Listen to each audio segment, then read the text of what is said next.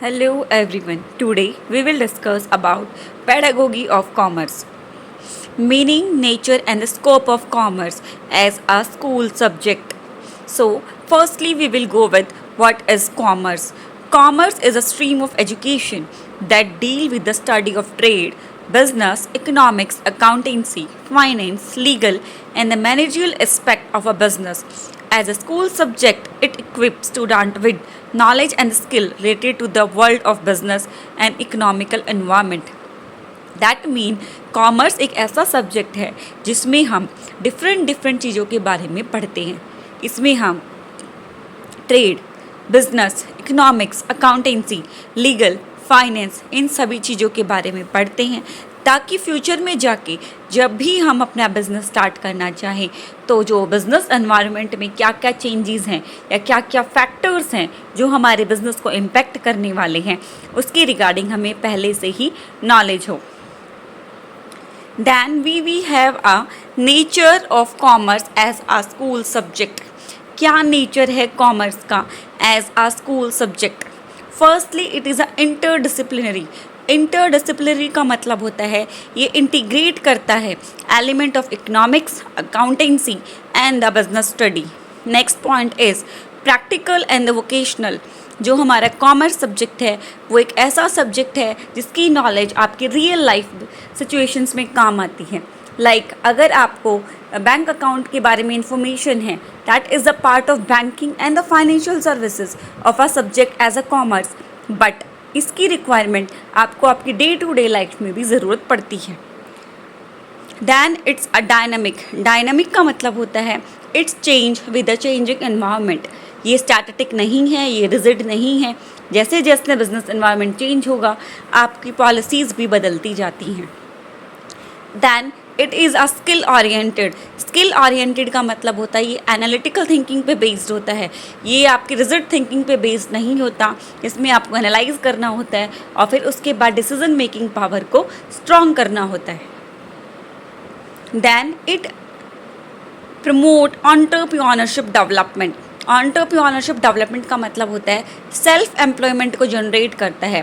That mean जब लोग ज़्यादा से ज़्यादा अपना बिजनेस स्टार्ट करेंगे that mean they are self employed. तो वो क्या करेंगे, लोगों को ज़्यादा से ज़्यादा एम्प्लॉयमेंट अपॉर्चुनिटी प्रोवाइड कराएंगे जिसकी वजह से हमारे इकनॉमी का ग्रोथ होगा.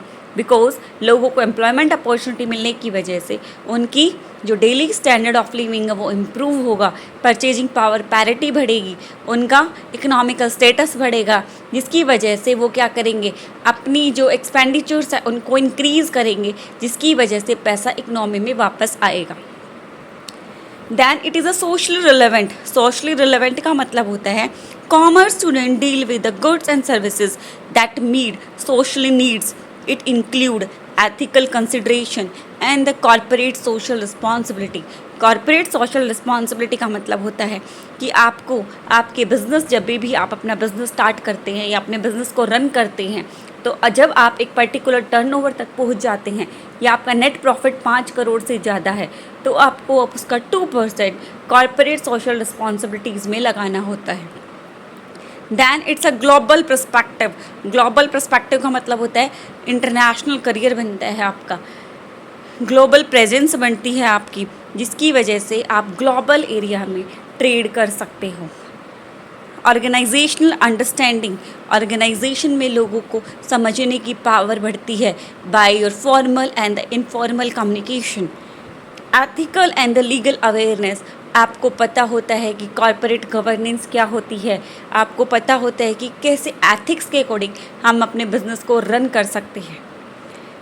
Then we have a policy and the regulatory insight. क्या क्या पॉलिसीज़ हैं जो आपके बिज़नेस को इम्पैक्ट करने वाली हैं, इन सब चीज़ों के बारे में इंफॉर्मेशन आपको तभी मिलती है जब आप कॉमर्स को पढ़ते हैं.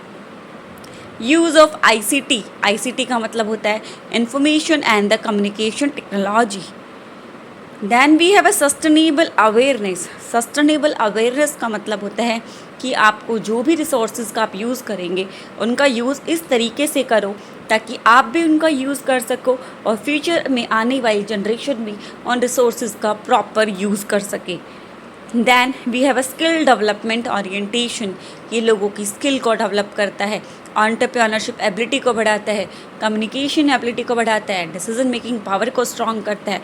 सो we can say it will develop your skill orientation.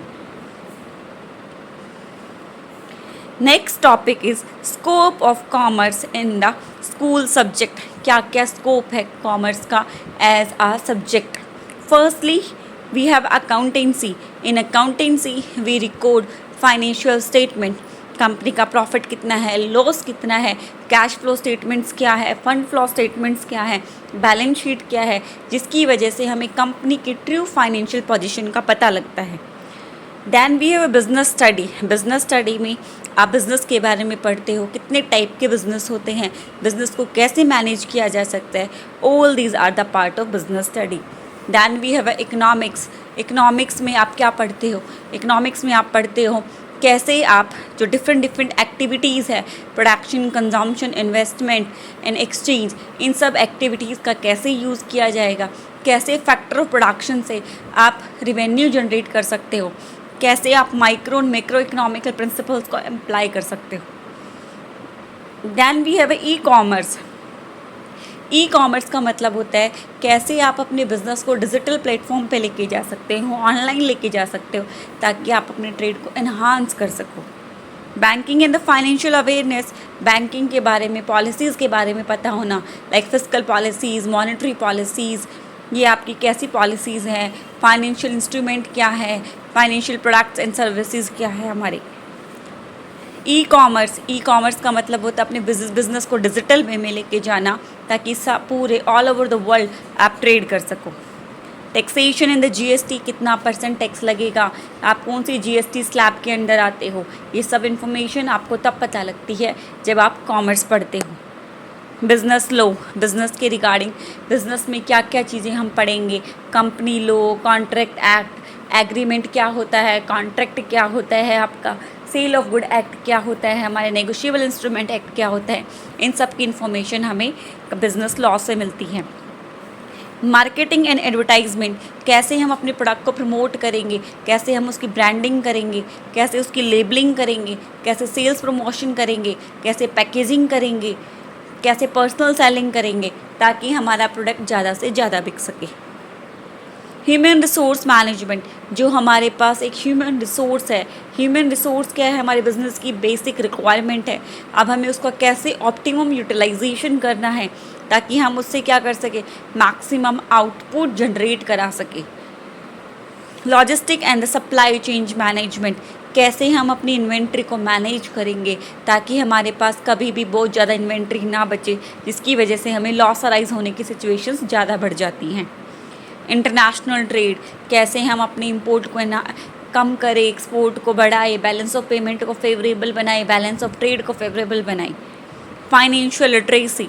Financial literacy का मतलब होता है बैंकिंग के प्रोडक्ट एंड सर्विसेज के बारे में प्रॉपर नॉलेज होना चाहिए, ताकि जब भी आप रियल वर्ल्ड में जब भी उन चीज़ों को इम्प्लीमेंट करोगे, जब वो चीज़ें आपके सामने आएंगी, तो आपको पता होना चाहिए हम उनके साथ कैसे डील कर सकते हैं.